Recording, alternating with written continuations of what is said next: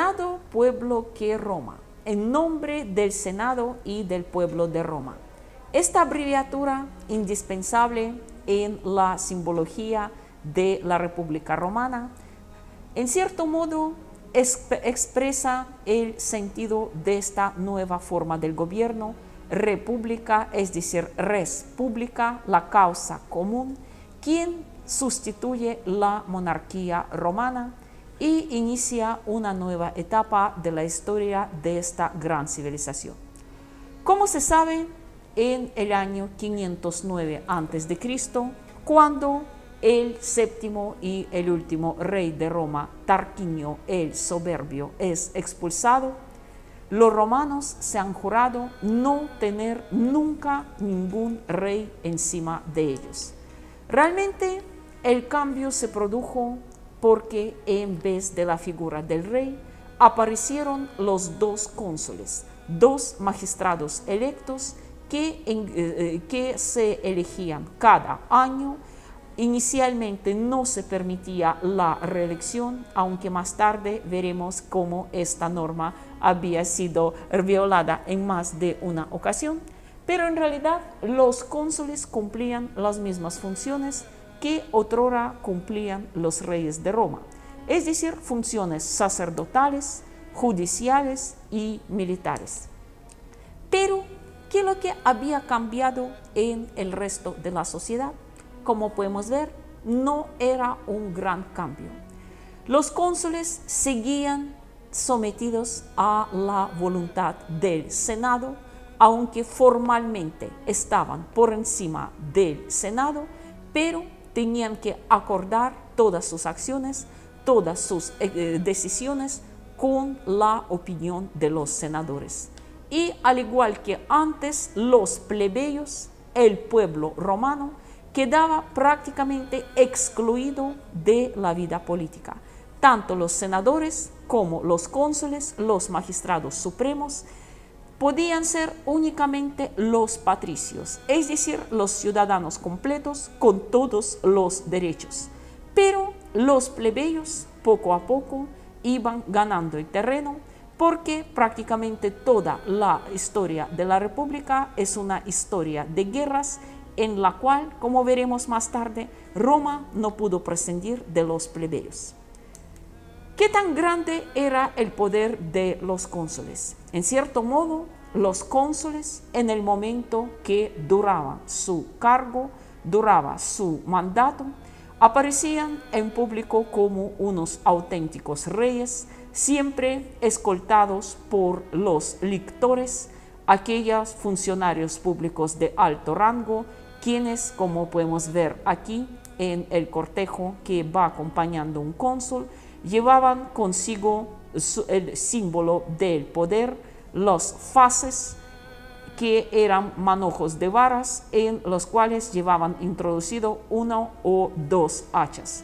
Cabe señalar que además de responder por la seguridad de los cónsules, los lictores cumplían una función tan importante, aunque aparentemente poco agradable, como ejecutar a los ciudadanos romanos condenados a muerte por crímenes más que todo contra la persona sagrada del cónsul o de algún otro alto magistrado. En cambio, por ejemplo, ni los esclavos ni los forasteros no podían ser dignados de este honor, morir de la mano de un lictor. El poder del cónsul dentro de la ciudad, como yo había dicho, se limitaba seriamente con el Senado. Pero en la guerra, pues por lo general, cuando un cónsul quedaba en la ciudad gobernando, el otro tenía que encabezar el ejército. En la guerra, en una campaña lejos de Roma, el poder del cónsul era prácticamente absoluto. Más tarde veamos cómo a veces la decisión de un cónsul podía resolver tanto el destino de una campaña como de Roma en general. Y en cuanto a las guerras, estas en la historia de la República eran prácticamente interminables. Casi toda la historia de la República es la historia de las guerras y también la historia de la lucha de los plebeyos por sus derechos civiles. A medida que Roma entraba en nuevas campañas, a medida que el territorio romano crecía, también más derechos y libertades obtenían los plebeyos. ¿Cómo era la situación en Roma poco después del establecimiento de la República? Aquí en el mapa podemos ver lo reducido que era el territorio romano en aquel entonces. Poco más que la misma ciudad de Roma entre sus 7 colinas y un pequeño territorio de Lacio, es decir, las tierras adyacentes, territorio más que todo de los sabinos y algunos otros poco numerosos aliados romanos. Mientras el peligro estaba siempre al acecho y los enemigos rodeaban Roma de todas partes, en pleno sentido de la palabra. Primeras guerras de la República Romana eran las guerras contra los etruscos. Toda una serie de guerras en las cuales los romanos luchaban por su libertad. Por eso no sería una exageración llamar las guerras romano-etruscas como la guerra de la independencia romana y aquella etapa de la historia de la República como una etapa heroica. Realmente los etruscos tomaron el derrocamiento y el destierro de Tarquinio el Soberbio y toda su familia como una ofensa personal. Si tomamos en cuenta que Lars Porsena, en aquel entonces el rey de los etruscos y por excelencia el comandante supremo de su ejército, aquí lo vemos a la cabeza de su ejército, prácticamente con Roma a la vista, como los tarquinios, aquella última dinastía real romana, estaban emparentados con Porsena. Este tomó todo lo que había ocurrido en Roma como una ofensa personal, como un asunto familiar, y decidió vengar a los romanos por la expulsión, por la humillación de su pariente con toda crueldad. Pero los romanos no tardaron de mostrar en estas guerras un auténtico ejemplo del heroísmo y entrega total. Aquellas guerras romano-etruscas han dado a Roma numerosos héroes. Uno de ellos, tal vez el más impresionante, era un joven patricio llamado Mucio Escévola. En aquel entonces se llamaba simplemente Mucio, su apodo Escévola o zurdo lo recibiría más tarde, después de que quiso penetrar él solo en el campamento enemigo, porque como ya había dicho, Lars Porsena estaba acampado prácticamente bajo las murallas de Roma, logró penetrar desapercibido entre los enemigos, penetrar incluso en la tienda privada del rey, pero aquí cometió un error. Cabe señalar que Lars Porsena, a pesar de su condición real, solía no usar en público ni muchas joyas, ni digamos otros signos de su poder real, para no destacarse demasiado entre los súbditos, aunque gran enemigo de Roma, también este hombre tenía muchas cualidades admirables, entre ellos su modestia. En cambio, algunos de sus guardaespaldas, por el contrario, como habían saqueado varias casas romanas en los alrededores de la ciudad, se galardonaban con joyas, con telas finas, y esto fue el error que cometió Mucio cuando infringió la puñalada mortal a uno de los guardaespaldas reales, confundiéndolo con el mismo rey. Así como podemos ver, su sacrificio estaba en vano. Entonces Mucio es apresado, llevado en presencia de Lars Porsena, y a este le cuesta trabajo creer que el joven romano había penetrado en su campamento completamente solo. Pretende averiguar quiénes son sus cómplices, dónde se están escondidos, Mucio guarda silencio, todo su aspecto expresa el desdén hacia los invasores. Entonces el rey le amenaza con tortura y dice que te voy a quemar vivo a fuego lento si no me vas a decir dónde se esconden tus cómplices. Y entonces Mucio comete algo sorprendente. Se acerca al brasero ardiente, coloca su mano derecha sobre los escoldos ardiendo y dice que ves lo que yo hago con tu amenaza. ¿Cómo después de eso puedes creer que tengo miedo al fuego y puedes quemarme, puedes matarme?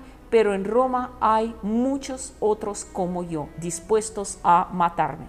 Entonces, Porsena, realmente conmovido por semejante locura heroica, no hay, digamos, otras palabras para caracterizarlo, ordena que a Mucio le retiran la mano del fuego, que le, digamos, prestan primeros auxilios porque no muera a causa de semejante herida y lo deja libre. Así como podemos ver, Mucio perdió su mano derecha, de ahí su apodo es Scévola, lo que quiere decir zurdo. En Roma fue recibido como todo un héroe y se le otorgaron un terreno que desde entonces es conocido como Prados de Mucio.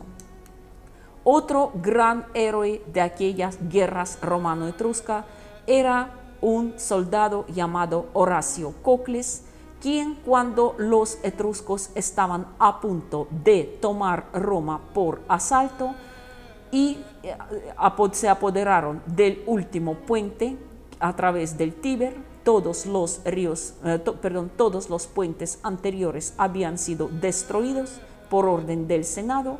Entonces, al ver que los etruscos están a punto de entrar en el último puente que sigue en pie, Horacio ordena a sus compañeros que destruyan el puente con hachas, con picos, con lo que sea, mientras que él prácticamente solo hace detener el ejército enemigo. Aquí precisamente podemos ver cómo Horacio Cocles rechaza el avance de los etruscos, él solo contra tantos enemigos, mientras sus compañeros van destruyendo el puente. Y como dice la historia, cuando el puente ya es demolido, Horacio salta al río, lo cruza a nado y regresa a Roma sano y salvo, aunque aquí no todos los autores coinciden porque dicen que apodo Cocles, lo que literalmente significa tuerto, Horacio lo recibió después de aquella heroica batalla que le había costado un ojo en la cara, en pleno sentido de la palabra, o según otra versión, él había perdido un ojo anteriormente y salió en esta batalla sorprendentemente ileso, sin un solo rasguño. Incluso las mujeres romanas mostraron en aquella época unos auténticos milagros de valor. Cuando Porsena logra exigir que el Senado romano le entregue como rehenes a 100 doncellas de las mejores familias romanas, pensando que así, teniendo a estas muchachas en su campamento, podrá presionar sobre los romanos para llevar a cabo las negociaciones de paz. Clelia, la más valiente de aquellas jovencitas, hizo robar a los etruscos varios caballos y junto con sus compañeras se metieron a caballos en el río Tíber. Según la leyenda, el mismo dios Tiberín, patrón de este río, ayudó a las muchachas, les enseñó el vado para que pudieran cruzar el río y regresar a Roma sanas y salvas. Posteriormente a Clelia le hicieron una estatua a caballo, la única mujer en Roma quien fue dignada de este honor, que le levantaran una estatua ecuestre como a un emperador o a un general victorioso. Como podemos ver, prácticamente todo el pueblo de Roma se había unido en esta lucha contra los invasores. Poco a poco los romanos logran alejar a los etruscos de su ciudad y la guerra es trasladada a su territorio. Aquí en esa escena podemos ver cómo el comandante romano Marco Furio Camilo dirige el asedio de sus soldados contra Veyes, la más grande de las metrópolis etruscas. Los mismos etruscos afirmaban que nadie lograría nunca tomar por asalto las murallas de Veyes, pero Marco Furio Camilo y sus hombres actuaron aquí con astucia, penetraron en la ciudad no a través de los muros donde los esperaban los defensores, sino a través de un túnel subterráneo bajo el templo de la diosa Juno. Tomaron un pasadizo secreto y así irrumpieron en pleno centro de Veyes. Con la caída de Veyes prácticamente termina la resistencia etrusca. Tito Livio, el historiador romano, en sus famosas décadas de la historia romana, describe la toma de Veyes de una manera muy dramática. Voy a citar un pequeño fragmento. Los edificios fueron incendiados, mientras las mujeres y los esclavos tiraban tejas desde los techos sobre los asaltantes. Gritos de triunfo se mezclaban con los aullidos del dolor, llanto de mujeres y lamentables gemidos de los niños. En un momento dado, los defensores fueron expulsados de las murallas y se abrieron puertas de la ciudad, por las que penetraron las tropas romanas, que pasaron el resto del día matando a los enemigos de Roma y dedicándose al saqueo de la ciudad. Más tarde veremos esta escena en Cartago, en Numancia, en tantas otras ciudades conquistadas y saqueadas por los romanos, pero Veyes, sin duda alguna, fue el primer paso por el camino de las grandes conquistas. La caída de Veyes tuvo lugar en el año 396 a.C., así como podemos ver, casi 200 años, ni más ni menos, duró el enfrentamiento entre romanos y etruscos. Una vez terminada esta guerra, todos los territorios otrora pertenecientes a los etruscos, actual Toscana, al norte de Lacio, formaron parte de la República Romana. Pero apenas pasan unos 6 años y en el año 396 a.C., Roma se enfrenta a un nuevo peligro, a las invasiones de los galos. Galos o celtas, los pueblos provenientes de Europa Central, famosos por su ferocidad, por su amor a la guerra, al peligro, a la batalla, al pillaje, guerreros formidables, han cruzado los Alpes y pretendieron saquear Roma y todos sus territorios. El primer enfrentamiento con aquellos advenedizos del norte en la batalla de Alia en el año 390 a.C. se convirtió en una auténtica derrota para los romanos. Los romanos, que en aquel entonces, como podemos ver, apenas iban ganando sus primeras experiencias militares, no pudieron hacer nada contra aquellos feroces guerreros del norte. Bren, el caudillo de los celtas, de los galos, era un jefe sin duda alguna valiente, con muchas ambiciones, pero también famoso por su avaricia y por su crueldad. Saqueó los alrededores de Roma, donde había apoderado de lo mejor que podía encontrar, incluso, como podemos ver aquí, de las mujeres, de las doncellas, de las mejores familias romanas, y prácticamente estaba a punto de acabar con Roma. Los últimos defensores de Roma se refugiaron en la cima del monte el Capitolio, y aquí tuvo lugar un episodio muy curioso. En la cima del Capitolio estaba el templo de la diosa Juno, y a esta diosa, como se sabe, le estaban consagrados los gansos, eran sus aves sagradas. Aquellos gansos sagrados que habitaban en el recinto del templo de Juno cuidados por sus sacerdotes y sacerdotisas, no podían ser sacrificados bajo ningún pretexto. Incluso cuando Roma estaba asediada, cuando prácticamente todos sufrían hambre, padecían toda clase de privaciones, nadie se atrevió a tocar a estos gansos, y era muy bien hecho, porque cuando en una noche lluviosa Breno y sus hombres intentan apoderarse del Capitolio, es decir, acabar con aquel último foco de resistencia romana, ellos tratan de trepar la cuesta prácticamente abrupta del Capitolio, construyendo una especie de escalera con sus escudos, y como era una noche lluviosa y muy oscura, dicen que ningún perro guardián logró olfatearlos. Pero por suerte, en el balcón del templo de la diosa Juno estaban las jaulas con los gansos. Y los gansos, que tienen un olfato muy fino, olfatearon el peligro, graznaron, comenzaron a batir sus alas, y con esto despertaron a los últimos defensores de la guarnición del Capitolio. Ellos despertaron a tiempo, justo para arrojar a los galos al vacío. Así como podemos ver, de ahí proviene el famoso dicho de que los gansos salvaron Roma. Realmente, como podemos ver en este episodio, la ciudad fue salvada por los gansos del templo de Juno.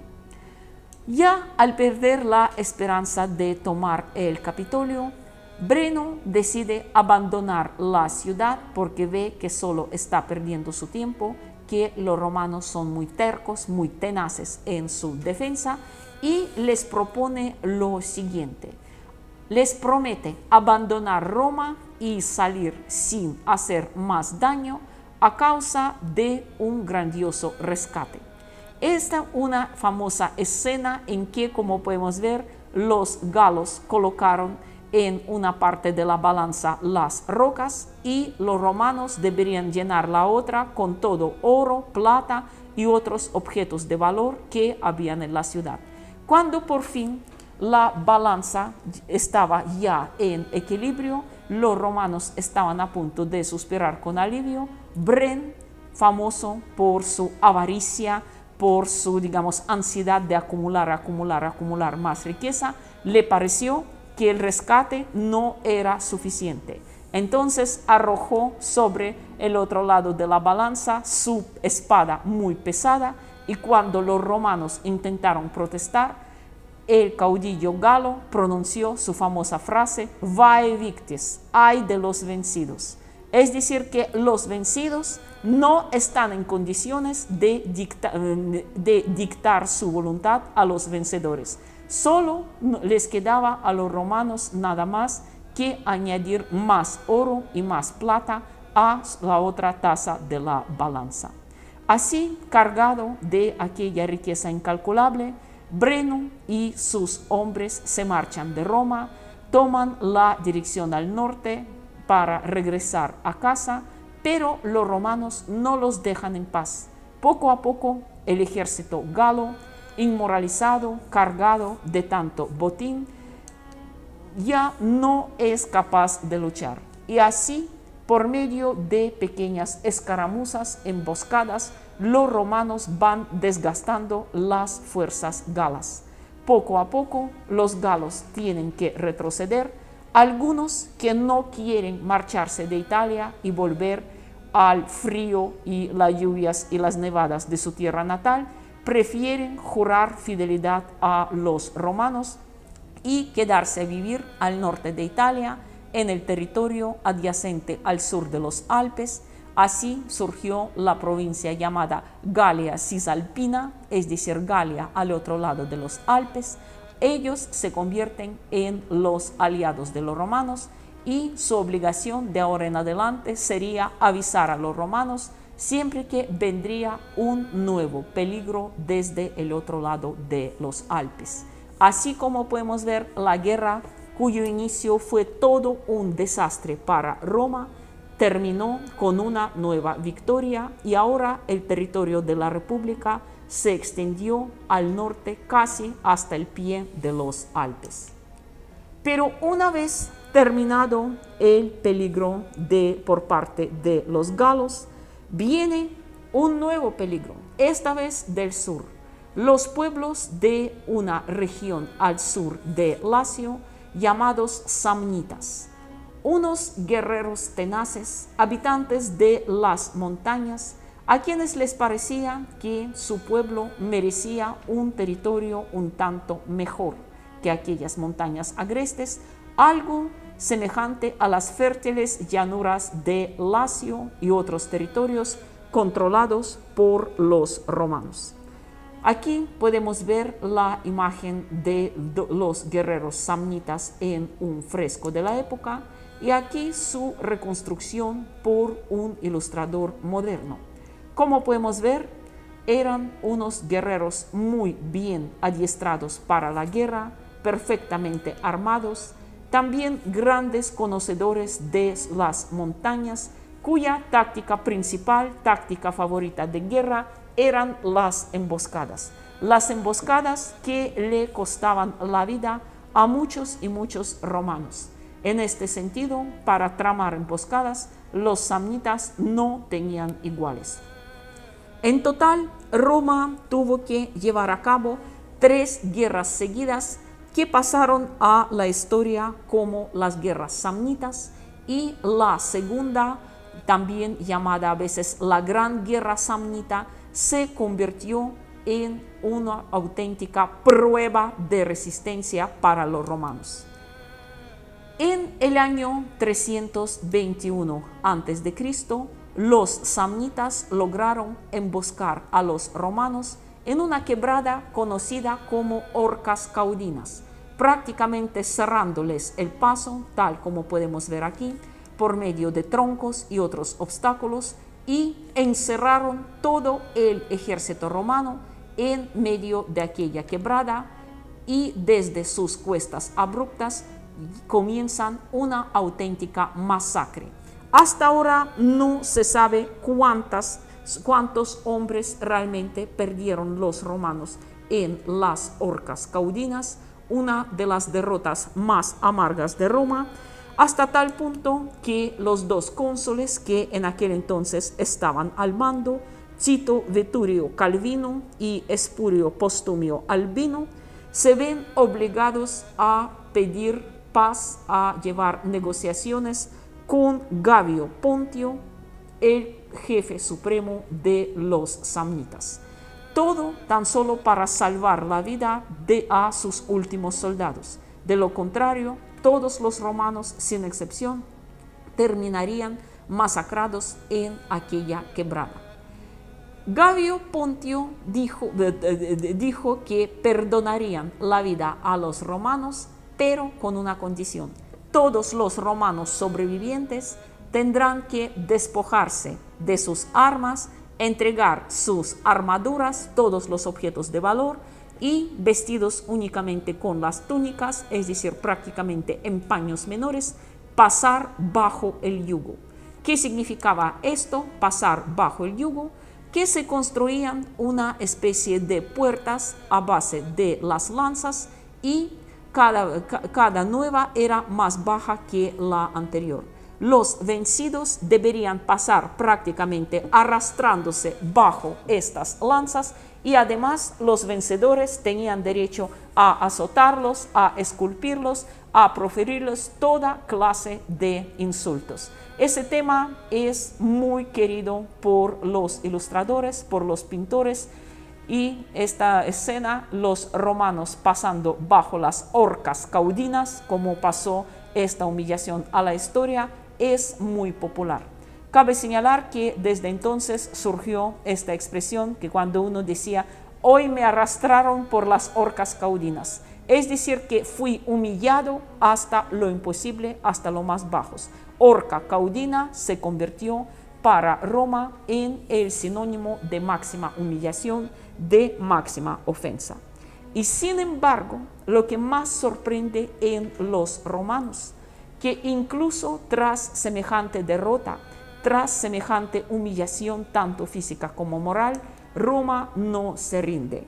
Y en las batallas posteriores, ya de la última guerra samnita, en la batalla de Bovianum, el año 305 a.C., en la batalla de Centium, 295 a.C., y finalmente en la batalla decisiva, la de Aquilonia, 293 a.C., romanos, tomando en cuenta todas sus lecciones de las derrotas anteriores, logran derrotar a los samnitas y tomar sus tierras bajo su control. En el año 290 a.C., los samnitas firman la paz.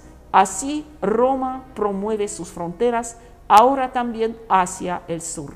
Como podemos ver, de cada nueva guerra, la República Romana sale más fuerte y también con mayor extensión territorial. Ahora podemos ver cómo era la situación después de la guerra con los samnitas. Los territorios han crecido considerablemente, pero más al sur comienza Magna Grecia, las colonias griegas.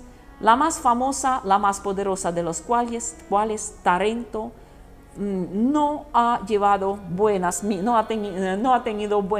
hacían buenas migas con Roma, si podemos decir así, porque en la última guerra contra los samnitas, los tarentinos hacían todo lo posible para apoyar a los enemigos de Roma. Hasta el momento, como podemos ver, los romanos no es que sean un pueblo más agresivo, más belicoso que los demás, peleaban más bien defendiendo su tierra.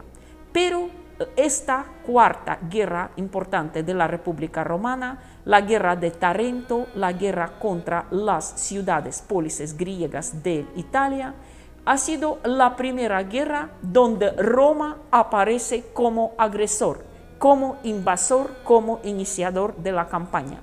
Claro que ahora, cuando, como podemos ver, toda Italia está bajo el poder de Roma, existe una gran tentación de unir también la parte sur, la punta y el tacón de la bota itálica, porque son los últimos territorios todavía que no están conquistados por la República. Vamos a ver cómo era la situación en Magna Grecia. Ahí estaban diferentes pólices, colonias, fundadas por los griegos procedentes de diferentes ciudades de la metrópoli. Por ejemplo, Tarento era la única colonia fundada por los espartanos y en gran parte los tarentinos habían heredado este gran espíritu de sus antecesores, tercos, belicosos, dispuestos a luchar hasta la última, pero cabe señalar que el problema consistía que, como se sabe, a los griegos siempre les faltaba la unidad y habían traído este problema también al suelo itálico. Todas las colonias griegas de Magna Grecia estaban en una constante enemistad entre ellos y los tarentinos tenían muchos enemigos entre los mismos griegos. Por ejemplo, Nápoles, otra colonia griega al sur de Italia, una rival antigua de Tarento, por el contrario, prefiere apoyar a los romanos. Tal vez si todas las pólices griegas al sur de Italia se hubieran unificado sus esfuerzos en contra de Roma, la historia podría ser diferente y la conquista se obstaculizaría bastante. Pero muchos abandonaron a los tarentinos a su suerte y por eso los tarentinos se ven obligados a buscar ayuda fuera de Italia y así los romanos se ven obligados a enfrentarse a Pirro, rey de Epiro. En esa escena podemos ver cómo los embajadores de Tarento exigen la explicación al cónsul romano Lucio Emilio Bárbola por los ataques contra Tarento. El romano no se deja intimidar por aquellos descendientes de los espartanos, simplemente considera que Roma tiene todo el derecho de castigar a los tarentinos por haberse aliado anteriormente con sus enemigos. Y fue entonces cuando Tarento pide ayuda al otro lado del mar, al rey Pirro de Epiro. Pirro, el pariente lejano de Alejandro Magno, un personaje sin duda alguna brillante en muchos aspectos, uno de los mejores estrategas de su época, además poseedor de uno de los ejércitos más poderosos. Fue precisamente con Pirro cuando los romanos enfrentaron por primera vez a los elefantes de guerra, animales otrora desconocidos en Italia. Aquí podemos ver cómo Pirro con su ejército avanza hacia las puertas de Tarento, donde es recibido como un auténtico héroe. Claro que no hay que idealizar la figura de Pirro pensando que él únicamente viene a cumplir sus obligaciones aliadas con los tarentinos. No, a él, como cualquier, digamos, rey con muchas ambiciones, le interesaba también ampliar su esfera de influencia. Paralelamente, por ejemplo, con la guerra contra Roma, Pirro llevaba a cabo la campaña para anexar las colonias cartaginesas en Sicilia. Es decir, tenía grandes planes, pero muy pronto se dio cuenta que luchar contra los romanos no era nada fácil. Claro que los primeros enfrentamientos de romanos contra Pirro eran un desastre, como por ejemplo la batalla de Heraclea en el año 280 a.C. Y cuando los romanos prácticamente están aturdidos ante el poder de los elefantes de guerra, pero aún así luchan como héroes. Precisamente en aquella batalla, uno de los jinetes romanos logró matar el caballo de Pirro y herirlo al rey de Epiro, aunque levemente, pero como podemos ver, esto ya era una buena advertencia. Con Roma no se meten así nomás. Claro que en esta batalla podemos tan solo admirar tanto el valor de los romanos, a pesar de que tuvieron que enfrentar un enemigo otrora desconocido, como también el valor del mismo rey de Epiro, quien luchó en primera línea, en gran parte recordando a los soldados la memoria de su gran ancestro Alejandro Magno. Estaban, repito, emparentados entre sí.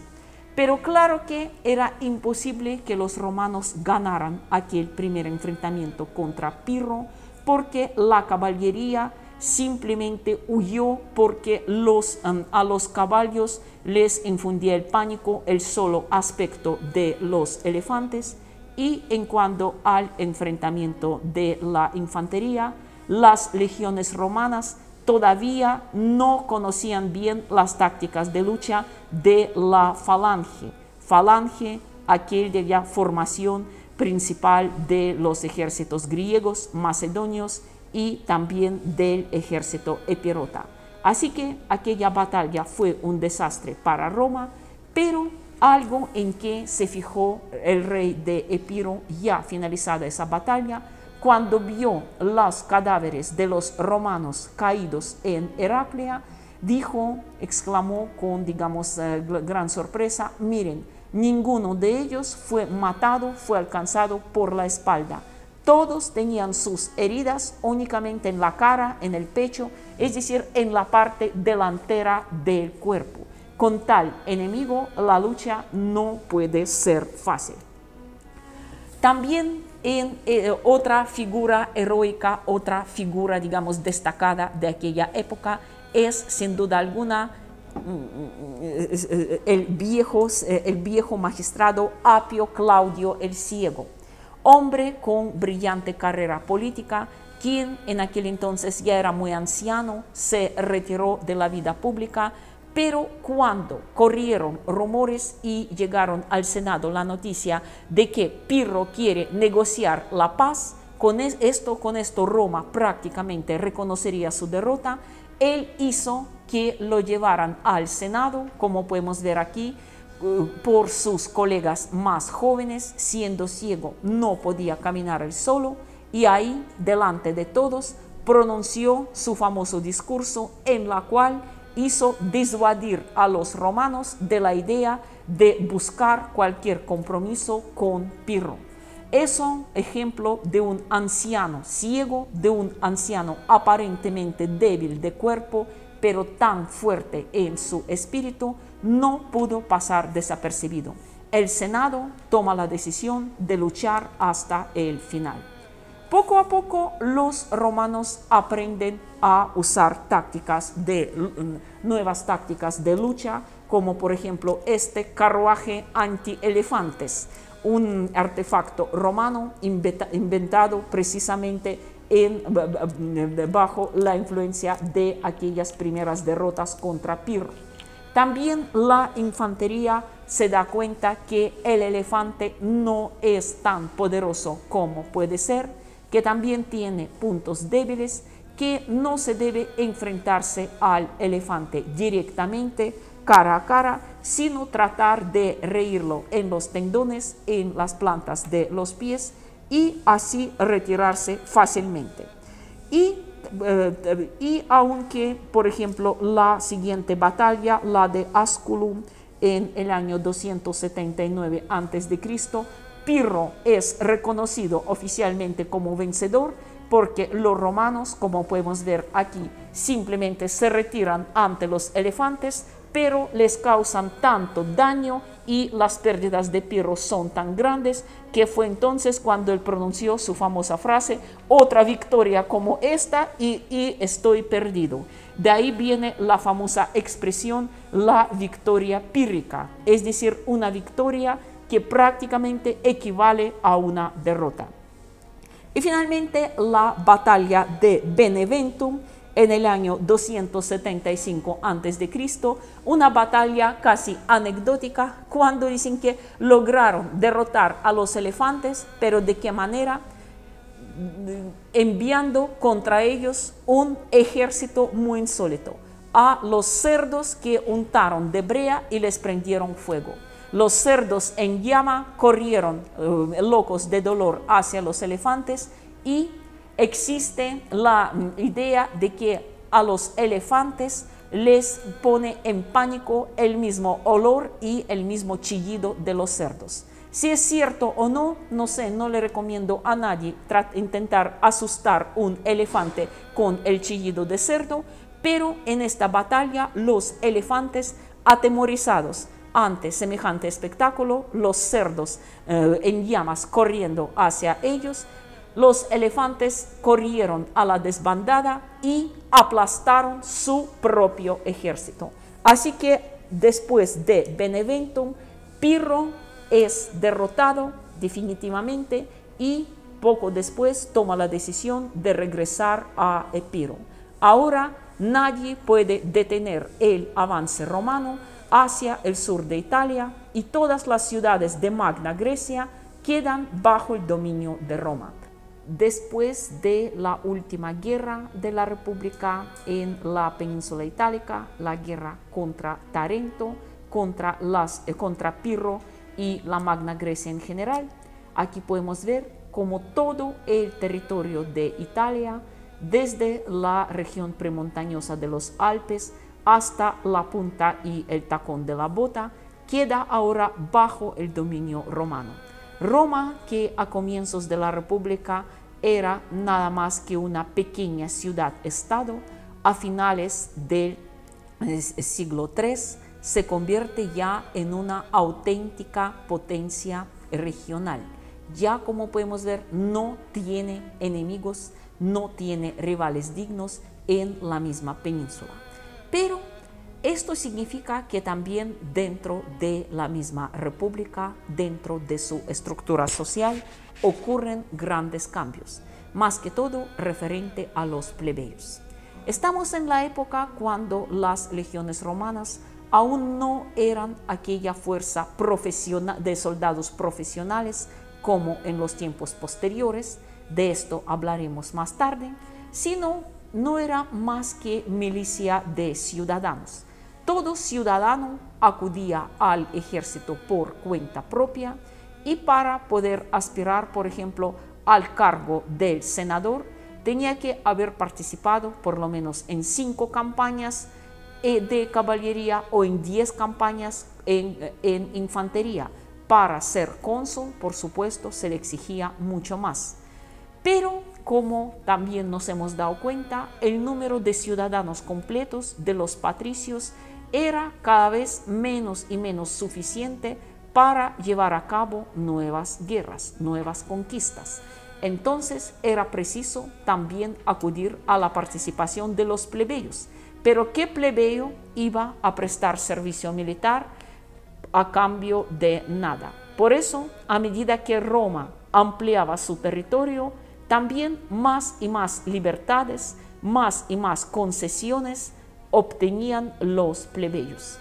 Por ejemplo, si al principio no podían influenciar en la vida política de ninguna manera, luego, después, digamos, de varias campañas, obtuvieron el derecho de tener un representante en el Senado, un magistrado llamado el tribuno de la plebe, el que defendía los intereses de los plebeyos ante el gobierno, y era el único magistrado capaz de imponer el veto sobre la decisión del Senado si le parecía que ésta no tomaba en cuenta los intereses de la plebe. La figura del tribuno de la plebe gozaba de gran importancia y, por ejemplo, él tenía que mantener abiertas las puertas de su casa durante las 24 horas al día para que cualquier plebeyo podría acudir y presentarle una queja, un reclamo, en caso si se sentía humillado, ofendido por algún patricio. Aparece también el fenómeno de los plebiscitos, las decisiones tomadas por las plebes que posteriormente obtienen la misma fuerza que las leyes, y poco a poco los plebeyos van cobrando una fuerza en la política. A veces, cuando algún cónsul no cumplía con las exigencias de los plebeyos o trataba de quitarles algunas libertades previamente conquistadas, los plebeyos con frecuencia se aprovechaban de la situación y acudían a un chantaje directo, como nos cuenta, por ejemplo, uno de los episodios de las guerras samnitas, cuando en vísperas de la batalla los plebeyos simplemente abandonaron el campamento del ejército romano y armaron su propio campamento, se marcharon de ahí con todas las armas, con todas las municiones, y armaron su propio campamento justo a mitad del camino entre el territorio romano y samnita. Cuando el cónsul les exigió una explicación, los plebeyos le contestaron simplemente: solo de usted, señor cónsul, depende si a qué lado nos dirigimos, es decir, si nos pasamos del lado de los samnitas, del lado del enemigo. Claro que así, poco a poco, los plebeyos van logrando plena igualdad en derechos con los patricios, y a finales de la República el cuadro, el esquema de los órganos del poder se ve suficientemente cambiado. Patricios y plebeyos prácticamente obtienen la igualdad, aunque la ley de las leyes de las 12 tablas, este documento tal vez el más famoso en la historia temprana del derecho romano, prohibía los matrimonios entre patricios y plebeyos. La ley Canulea, aprobada poco después, por el contrario, anulaba aquella prohibición. Ahora patricios y plebeyos podrían mezclarse libremente entre sí. Un ciudadano podía pasar por adopción de patricios a plebeyos o viceversa, y lo hacía con frecuencia en sus intereses políticos. La mitad de los senadores, como podemos ver, era representada también por los plebeyos, y uno de los cónsules obligatoriamente tenía que ser plebeyo. Ahora, como podemos ver, ya no existían restricciones para que los plebeyos podrían prestar servicio militar.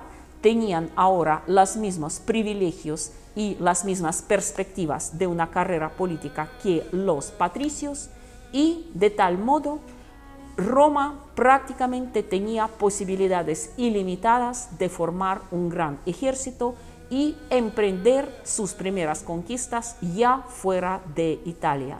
El águila romana estaba a punto de desplegar sus alas.